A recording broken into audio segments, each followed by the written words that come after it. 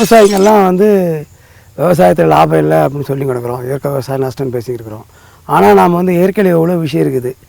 இந்த பஞ்சபூதங்கள் நிலம் நீர் ஆகாயம் சமங்களாக இருக்கிற மாதிரி நம்ம எல்லாமே நினச்சிருக்கிறோம். மண்புழு தான் விவசாயியோட நண்பன் நினச்சிருக்கிறோம். இன்னொருத்தருக்கு நம்ம மறந்துட்டோம், அவரும் இந்த கரையாம்புத்து தான். அது சிறப்பு என்னன்னு கேட்டிங்கன்னா, எங்கே தண்ணி வளம் இருக்கிறதோ அங்கே தான் கரையாம்புற்று நிறைய இருக்கும். அது அடுத்து பார்த்திங்கன்னா எங்கே நீர் வளம் அப்படின்னா நம்ம எந்த ஆராய்ச்சி பண்ண தேவையில்லை, எங்கே கரையாக இருக்குதோ அங்கே புத்து வளம் இருக்கும். அந்த இடத்த மண் வளமும் நிறையா இருக்கும். ஒரு தரமான மண் உருவாக வேண்டுமானால் ஒரு 5000 ஆண்டு ஆகும். அந்த மக்குத்தன்மை நம்ம ஒரு 5000 ஆண்டு பண்ண விவசாயத்தில் 50 ஆண்டு பச்சை பண்ணிட்டோம். ஆனால் நம்ம மரம் காய்க்கலை பூக்கலை, மரம் நல்லா வளரணும்னு பார்த்திங்கன்னா அந்த புத்து மண், ஒரு செடிக்கு ஒரு 1/4 கிலோ புத்து மண், ஒரு 100 கிராம் இல்லை ஒரு 1/4 கிலோ வேப்ப மண்ணாக போட்டு நீங்கள் செடி நட்டிங்கன்னா அந்த செடி நல்லா வளரும். அதில் காய்க்காத தென்னை மரங்கள் பூக்காத மரங்களுக்கு அந்த புத்து மண்ணை ஒரு 1 கிலோ புத்து மண், ஒரு 1/2 கிலோ வேப்ப மண்ணாக்கு ஒரு 3 அடி தள்ளி நட்டிங்கன்னா காய்க்காத மரம் காய்க்கும், பூக்காத மரம் பூக்கும், பழுக்காத மரம் பழுக்கும். இந்த புத்து மண்ணில் என்னன்னு கேட்டிங்கன்னா ஒரு மண்ணுக்கு முக்கியமானது நுண்ணுயிர். அந்த நுண்ணுயிரை வந்து சிதைச்சி கொடுக்குற வேலை தான் அந்த கரையான் பண்ணுகின்னு இருக்குது. கரையான் பார்த்திங்கன்னா இந்த மக்கக்கூடிய பொருள்கள் எல்லாம் நம்மளுக்கு இலவசமாக மக்கி மண்ணுக்கு தேவையான மக்குத்தன்மை உருவாக்கி கொண்டு இருக்கிறது. ஆக கரையான் வந்து விவசாயியுடைய முதல் நண்பன், உயிர் நண்பன். ஆக கரையான் வந்து பச்சை மரங்களை பெரும்பாலும் சாப்பிடாது. கரையான் வந்து விவசாயிக்கு நன்மை செய்துங்குது. அதுக்கடுத்து பார்த்தீங்கன்னா நம்ம வந்து சிலர்லாம் பார்த்திங்கன்னா தோல் நோயெலாம் சொல்லுவாங்க நிறைய பேர். இந்த சோப்பு நம்ம போட்டு குளிக்கிறோம், சோப்பு குளிக்கிறது வெரி தப்பான விஷயம். அந்த கரையான் மண்ணை வந்து ஒரு 48 நாள் ஒரு மண்ணில் வந்து நல்ல மனிதனுடைய கை கால் படாத புத்து மண்ணாக இருக்கணும். நீங்கள் சாலை வார புத்து மண்ணெலாம் கார்பன் டை ஆக்சைடெலாம் பண்ணியிருக்கோம். மனிதன் கை கால் படாத ஒரு புத்து மண்ணை எடுத்துன்னு வந்து நம்ம உடம்புல போட்டு ஒரு மணி நேரம் தொடர்ந்து ஒரு 48 நாள் நீங்கள் பண்ணிங்கன்னா உங்களுக்கு சர்க்கரை வியாதியிலிருந்து புத்துநோயிலிருந்து ஆரம்ப கால புத்துநோய் கூட அந்த புத்து மண் தடுத்து கொண்டு இருக்கிறது. தோல் நீங்கள் 48 நாள் போட்டு குளிச்சிங்கன்னா தோல் உள்ள எந்த வியாதியாக இருந்தாலும் குறைஞ்சிடும். ஆகையால் விவசாயத்துக்கு புத்து மண்ணுடைய நன்மைகள் ரொம்ப நிறைய இருக்குது. ஆக பயன்படுத்துங்க. மரம் நடும்போது பயன்படுத்தலாம். இந்த காய்க்காத தென்னை மரங்கள், காய்க்காத வாழை மரங்கள் போன்ற வீட்டு தோட்டங்கள்லாம் கூட பண்ணலாம். அதுக்கடுத்து இப்போ சென்னை போன்ற நகரங்களில் மாடி தோட்டம் நிறைய அமைக்கிறாங்க. அவங்க என்ன பண்ணுறாங்க, இந்த தென்னை நார் இதெல்லாம் பண்ணுறாங்க.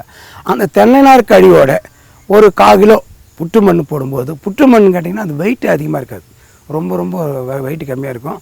அது நீங்கள் அந்த மண் இதெல்லாம் போடும்போது மாடி தோட்டத்தில் உங்களுக்கு வெயிட் அதிகமாகும். ஆனால் புத்து மண் போடும்போது வெயிட்டு குறையும், நுண்ணுயிர் நிறையா இருக்கும், நிறையா வந்து மகசூலை கொடுக்கும். உங்களுக்கு அந்த இயற்கை உரங்கள்லாம் தடுக்கிற வேலையை புத்து மண் பயன்படுத்தும். ஆக விவசாயத்துக்கு இது நிறைய பயன்படுத்திக்க மாட்டீங்க. கரையாம்பு போட்டால் அது வந்து மரத்தை தின்னுடுற பயம் உங்களுக்கு இருக்கும். ஆனால் இனிமேல் விவசாயத்துக்கு நெல் பயிராக இருந்தாலும் கரும்பாக இருந்தாலும் நீங்கள் வந்து புத்து மண் நிறையா பயன்படுத்தலாம். என்ன சார் புத்து மண் காட்டுக்கு போய் நம்ம உருவாக்குன்ற அவசியம் கிடையாது.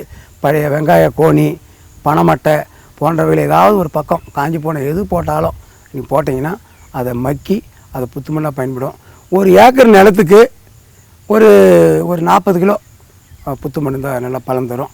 அந்த 40 கிலோ புத்து மண் 4 பக்கமும் இந்த பனைமட்டைகளை போட்டாலே அந்த புத்து மண் உருவாகிடும். அந்த புத்து மண்ணை எடுத்து நீங்கள் பயன்படுத்தலாம். அதில் பார்த்தீங்கன்னா பல சின்ன அறைகள் இருக்கும்.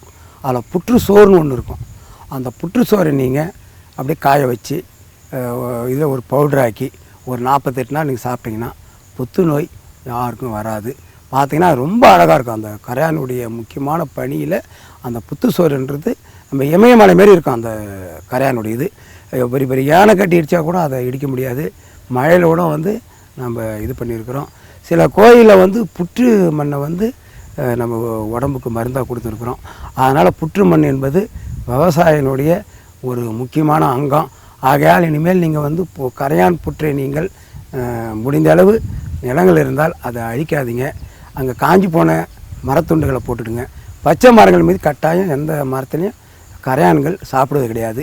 விவசாயிக்கு இந்த ரோஜா போன்றவர்கள் கூட இந்த புத்து மண்ணை பயன்படுத்தலாம், வீட்டு தோட்டங்களில் பயன்படுத்தலாம், காய்கறிகளை பயன்படுத்தலாம். ஆகையால் நீங்கள் புற்று மண்ணை பயன்படுத்தும் போது ஒரு மிளகளவு புற்று மண்ணை தொடர்ந்து 48 நாள் சாப்பிட்டு வந்தீங்கன்னா உடம்பில் புத்துநோய் வராது. ஆகையால் புற்று மண் என்பது ஒரு புனிதமான மண். ஆகையால் சில கரையான்கள் புற்று மண் 500 ஆண்டு 1000 ஆண்டு உள்ள புத்து மண்ணுங்கள்லாம் நம்ம மேற்கு தொடர்ச்சி மலையில் இருக்குது, கேரளாவில் இருக்குது. ஆகையால் இடத்துக்கு அந்த புற்றுடைய மண்ணுடைய கலர் மாறும். ஆனால் அந்த செம்மண் உள்ள புற்று மண்ணுக்கு தான் செம்மண் தான் தாய்மண் சொல்லுவாங்க. எல்லாத்துக்குமே எந்த மரங்களாக இருந்தாலும் எதுவாக இருந்தாலும் புற்று மண்ணில் செம்மண்ணுக்கு ஒரு தனி மரியாதை உண்டு. அதே வண்டல் மண்ணுக்கு ஒரு மரியாதை உண்டு. எல்லாத்த விட மனிதன் கை கால் படாத காட்டில் இருக்கிற புற்று மண்ணுக்கு 100க்கு 100 உண்டான புனிதத்தன்மை ஒன்று. ஆகையால் புத்து மண்ணை பயன்படுத்தி விவசாயத்துக்கு உண்டான ஒரு இலவசமான ஒரு மண் கிடைக்கிறது. ஆகையால் அந்த புத்து மண்ணை பயன்படுத்தி விவசாயத்தில் நம்ம வாழ்க்கைக்கு தேவையான எல்லா வளங்களும் பெற்றுக்கொள்ளலாம். புட்டு மண்ணை பயன்படுத்தும் போது கட்டாயம் வேப்ப முன்னாக்கை பயன்படுத்துவது முக்கியமான ஒரு நுணுக்கம். ஆக அதே வேப்ப முன்னாக்கை நீங்கள் பயன்படுத்தும் போது ஒரு அளவாக பயன்படுத்த வேண்டும். அளவுக்கு மீறினால் அமிர்தமும் நஞ்சுன்னு சொல்லியிருக்கிறாங்க.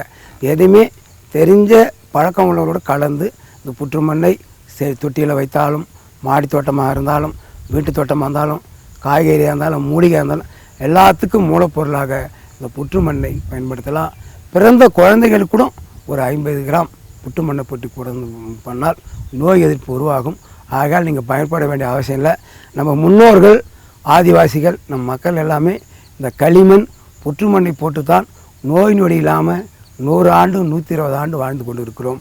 ஆனால் நாகரிகம் என்ற பெயரில் நாம் பாரம்பரிய மண், பாரம்பரியமான களிமண் புத்து மண்ணை விட்டு சோப்புகளை போட்டு வியாதியை காசு கொடுத்து வாங்கி கொண்டு இருக்கிறோம். தோல் நோய்க்கு முக்கியமான ஆதாரம் சோப்பு. அந்த சோப்பு நான் போட்டோன்னா போட தோலில் அந்த படிஞ்சிடும். ஆனால் புத்து மண்ணை நீங்கள் போட்டு குடிச்சிங்கன்னா அந்த கிட்னியினுடைய பலுவை, அது பனியை குறைத்து விடும், வேர்வை சுரப்பைகள்லாம் திறந்து விடும். புற்றுநோயை அந்த புத்து மண்ணை பயன்படுத்தும் போது உடம்பு தோலும் ஆரோக்கியமாக இருக்கும். நீங்கள் சோப்பை பயன்படுத்தும் போது அது சோப்பு உடம்புல பட உங்களுக்கு தோல் நோய் வர ஆரம்பிக்கும். அந்த வேர்வை துளிவெல்லாம் சோப்பு மூடிடும். ஆக உங்களுக்கு கிட்னிக்கும் வேலை, தோல் நோய் வர, உடம்பு ஆரோக்கியம் இருக்காது. ஆகையால் நீங்கள் குடிக்கும்போது சோப்பை பயன்படுத்துவதை விட புத்து மண்ணை பயன்படுத்துவது ரொம்ப ரொம்ப சிறப்பு. அது புற்று மண் மனிதன் கை கால் படாத இடங்களாக இருக்க வேண்டும். பார்த்தீங்கன்னா கரையாம்புத்துன்னு சொல்ல மாட்டாங்க, பாம்புத்தான் சொல்லுவாங்க சிலர். ஏன்னா கரையான் கூடு கட்ட கருணாகம் குடும்பம் இருக்குது. இந்த கரையான் பார்த்திங்கன்னா கிட்டத்தட்ட ஒரு 100 அடி ஆழத்துலேருந்து மண் எடுக்குது. அதுவும் மண்ணில் மக்குத்தன்மை உள்ள ஒரு தரமான மண் தான் எடுத்துகிட்டு வருது. அது எடுத்துகிட்டு வரும்போது அது உமிழ்நீர் அவருடைய சேரும்போது மண்ணுடைய தரம் இதாக இருக்குது. இதனால தான் கரையாம்பூத்து எங்கெங்கே இருக்குதோ நீர்வளம் இருக்குது. அதுக்கடுத்து இந்த கரையாம்பூத்தில் பார்த்திங்கன்னா அந்த மக்குத்தன்மை உள்ளதாலையும் செடிகளுக்கு தேவையான அந்த நுண்ணீர் இருக்கிறதால செடிகள் நல்ல வளர்ச்சி அடையுது. யாரும் சரியாக அதை பயன்படுத்த மாட்டோம். கரையானினாலே நம்மளுக்கு மரத்தை சாப்பிடும் அப்படின்ற ஒரு பயம் விவசாயிகிட்ட இருக்குது. அந்த பயத்தை நீக்கிட்டு கரையான் மண்ணை நம்ம பயன்படுத்தினா விவசாயினுடைய மகசூல் 50% 100% குறையும்.